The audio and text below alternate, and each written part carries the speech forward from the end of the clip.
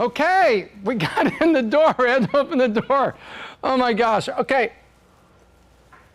There we go. Got my cucumber mint vault there. Go get yourself some over at Amazon. Great flavors available. Watermelon too. I like the watermelon. Pretty sweet. You gotta love it. No sugar, no caffeine, just a right amount of stuff to unlock your brain. Our proprietary little formula. Okay, I said we talk about TikTok and what's going on. So let's see if we can unlock the secret behind what's up with these headlines with TikTok, and why are some people upset and why some people aren't upset, and the people you think would be upset are not upset. The people that you think would not be upset are upset. So let's go dive in. First of all, we all know about TikTok. TikTok's out there, social media, short videos, all those things, we get that. But what is going on? So let's dive in a little bit behind the story. So first of all, we're going to dive into these headlines and say, so what's up with that? Next thing we're going to do is a quick history and charts. Many of you don't know just how big they've become in the last 3 years, especially the years coming out of COVID where we were all locked up using TikTok and watching tons and tons of videos. And it wasn't just those crazy, fails and cat videos that people were watching on YouTube in the early days. There's a lot more going on, including a hell of a lot of marketing, making a hell of a lot of money. And then what does it mean for us and what's going to be next?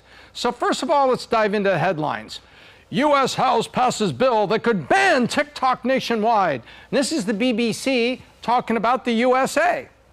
Then ABC News, this is CBS News. When would a TikTok ban go into effect? House bans it, it goes to our Senate, then the president has to sign it, then it's a law. When would all this happen? Finally, AP covering House passes a bill that could lead to TikTok ban if Chinese owner refuses to sell. Aha, there's a ban, but there appears to be a catch. And there's a bunch of headlines. What is going on? What is going on? First of all, let's back up and go into TikTok, see how big they are, and how big they are and what they do and where the data goes is leading to why people are so jacked up and willing to take action in the form of a bill. First of all, let's look at 2023. We're doing this here in early April, so first quarter of 24, but I found a bunch of stats through the end of 23. First of all, they generated $16 billion in revenue in 23, up 66% year over year. This is global. Then 1.5 billion MAUs, monthly active users in 23. That's a ton of a lot. There's 8 billion people in America in the world. By the way, if the border crisis doesn't get solved, all 8 billion of them will be here. But anyway, you got 8 billion in the world, 1.5 are actually using it. That's a lot. That's almost 2 out of 8, which would be 1 out of every 4. We're approaching 1 out of every 4 people using TikTok on Earth.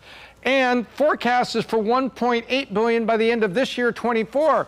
We're knocking on the 1.4 if that comes true at the end of this year. And then in China, think about this, 750 million daily users. There's only 325 people give or take, mostly give, here in the United States. So that's twice the US population using it every single day just in China. And it's been downloaded over 4 billion times. Now that would account for half the population of the Earth, but some of those are double downloads. That people have downloaded it, went dormant for a while, downloaded it again. But still, that's pretty amazing statistic. So TikTok is massive, owned by a company called ByteDance, with all that data that's on TikTok and maybe data on your phone, leaving your phone through the app, heading back to servers, which are sniffed by China, thanks to ByteDance, and your data's over there. That is what people are concerned about. So this big monolith is sending data back to China. And that's what people are upset about. So what do they want to do about it? First of all, how many of them are here in the US market? Because that's what the bill in the US is trying to protect.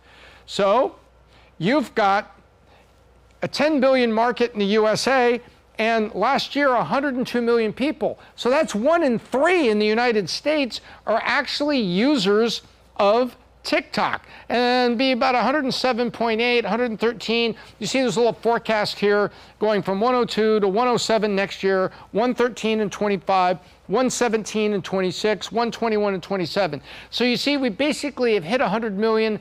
We've gone through the hyper early growth phase, and now it's going up. That's what this chart shows. But basically 1 in 3 little under 1 in 3 people in the United States are users. $10 billion. How did we get there? Very strong growth. As you can see, in 2021, it was only about $2.5 billion. 2022, it jumps to $5 billion. Remember, that was the last of the COVID years, going to the first year, hey, we can go outside again.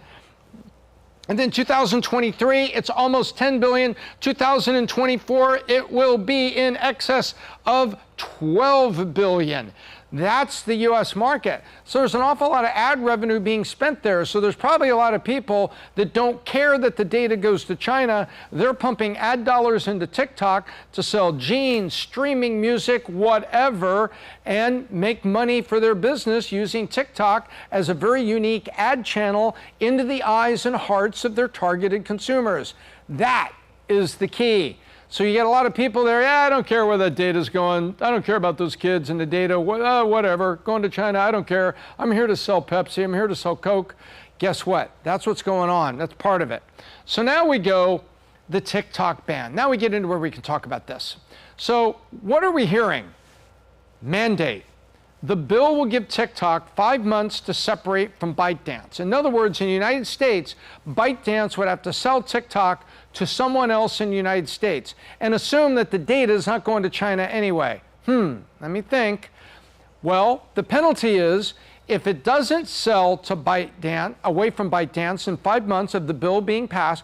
Remember, the House passed it, now it goes to Senate, then it goes to the President. The President has to agree to sign it. He may not, and I'll tell you why in a minute. So the app stores in the US would then be prohibited from including TikTok on the list. So you would go to the Apple App Store, wouldn't be there. They can't include it anymore. Neither could Android. So the bill says if it's passed, TikTok has 5 months to separate ByteDance or disappear from the app stores, which means it disappears from your phone. That's what has to happen. Uh-oh. Don't want that. But that's what we're hearing. But there's more to it. Like any story, there's a lot more below the surface. People making money and things happening. Here's what you don't hear. You're not hearing Representative Massey of Kentucky properly calling the bill a Trojan horse that would give the president power to ban websites. Aha! So apparently, and I went and read it, the TikTok ban bill contains language where any website or mobile app that was deemed to be, inflammatory or otherwise objectionable to the government could influence what's on it. Does that sound like censorship to you? Sounds like censorship to a lot of people, such as Rand Paul, also from Kentucky, saying this would be a violation of the First Amendment, free speech, and the Fifth Amendment, saying you don't want this bill. This isn't just about TikTok. They're waving TikTok. Your data's going to China. Your data's going to China. Here, accept us passing this bill. Remember we read about the spending bills like some weeks ago, and it wasn't just a bill for Ukraine, and it wasn't a bill for the border. There was all kinds of other stuff that was packed in it. No bill is ever as clear as a piece of fruit. It's an apple on the outside, it's an apple on the inside, it's a banana on the outside, banana on the inside. Understand? That would be purity. That would be a single-purpose law. Most bills is like chili. You know what, this tastes kind of funny, but what is all in here? Well, there's some beef, there's some spice, but once it's mixed in, you can't separate it.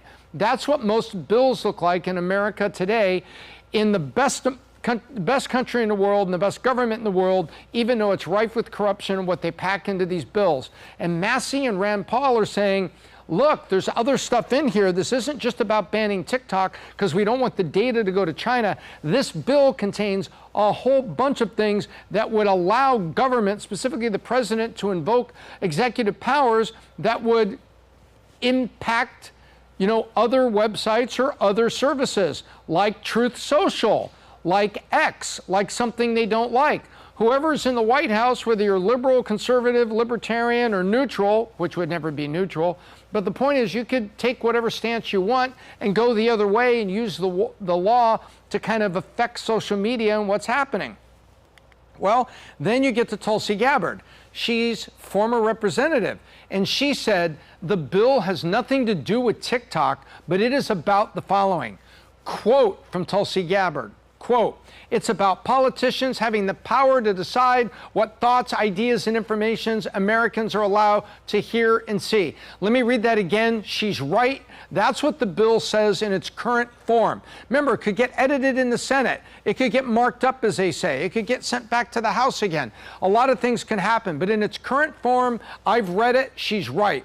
Quote, "It's about politicians having the power to decide what thoughts, ideas, and information Americans are allowed to hear and see."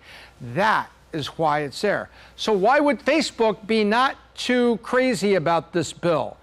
Because they could come back and impact Facebook.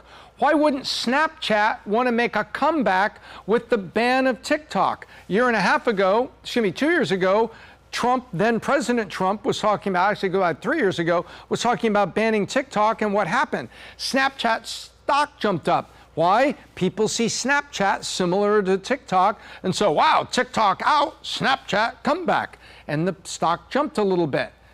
Guess what? That's why.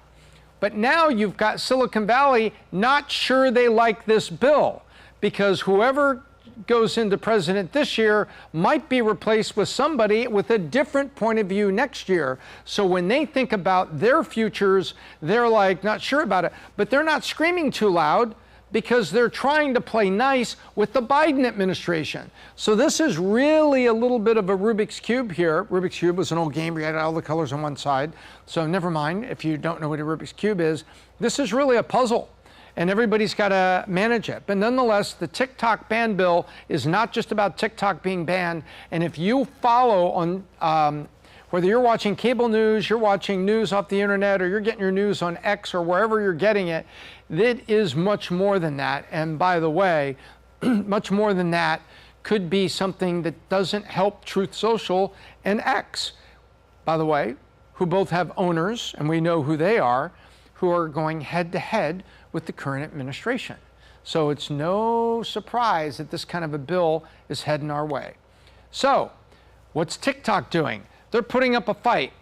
I don't know if you can see this, but check this out.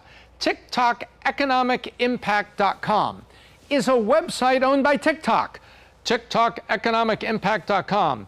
TikTok Economic Impact Report 2024, talking about the impact on how they're helping advertisers advertise small businesses and how they're doing this. And they're doing all that, but they're lobbying on their defense. You don't want us to go away. All the small businesses and all the commerce and everything that's going on here would have nowhere to advertise. Your economy would shrink a little bit. So TikTok is trying to fight the ban by ignoring issues about the data, not answering that question in the least, and putting out an economic impact report, which is saying, nothing to see here, we're helping you. See, we're good. So there's the other side that's going on right now, as TikTok is desperately trying to influence the American voter to contact congressmen and tell them the bill is a bad thing. So they don't like the bill because it specifically has one part aimed at them. X doesn't necessarily like the bill because they see that they could also be victimized by it. And therefore, Truth Social hates the bill because they know a Democratic administration would immediately wreak economic havoc on Truth Social. And Facebook is there, I'm not too sure about this, but trying to play nice with the Biden administration. See, this bill is not what it's cracked up to be, and you can see why TikTok would put up a fight, but there's a lot going on below the surface, isn't there? Now then, so what's next? It's election year. Expect to see ban headlines everywhere from the U.S. mainstream media. Second, beneath the surface, there's a Trojan horse. Know what that is. So when you see other quotes out there, throw your friends and tell them, hey, there's more to this than meets the eye. You got to look into this. It's not just about TikTok.